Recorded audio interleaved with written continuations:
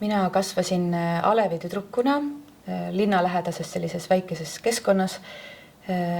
Aga ma mäletan, et selline tung looduse järele oli minus alati ja mulle tundub see nii, et see on midagi sellist, mis ongi meisse kodeeritud, ükskõik kus või kuidas me kasvame, siis see vajadus loomulikkuse järele, see on meie sees, sest me sünnime ja kasvame hästi loomulikena, võib-olla elu jooksul, siis me kasvatame endale peale mingisugused kihid, üritame ennast kuidagi ilusamana, toredamana, kuidagi parandada, muuta, aga tegelikkuses see igatsus loomulikkuse järele jääb meisse alati alles ja looduses käimine, metsas jalutamine tuletab seda minule alati hästi meelde.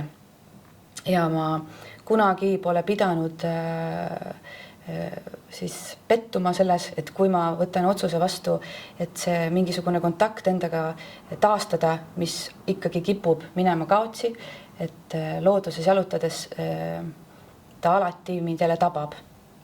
Ja ma olen tahtnud ka oma lastele, et nad selle kontakti või selle kogemuse saaksid, et nad teaksid, et kui nad kasvavad suureks, siis see kogemus ei saa neid kunagi reeta, et ükskõik kui keeruline see maailm nende ümber on, siis see kui nad saavad võimaluse looduses olla ja teda lihtsalt niimoodi vaadelda täpselt sellisena, nagu ta on, siis nad sealt leiavad alati selle, kes nad on, selle kontakti endaga.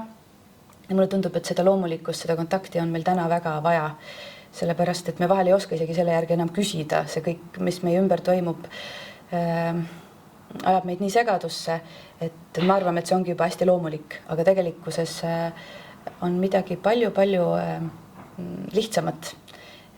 Ja ma arvan, et see peitub mingisuguses rahus, mis looduses on olemas, sest mets on täpselt selline koht, nagu ta on. Seal ei ole vaja mitte midagi muuta.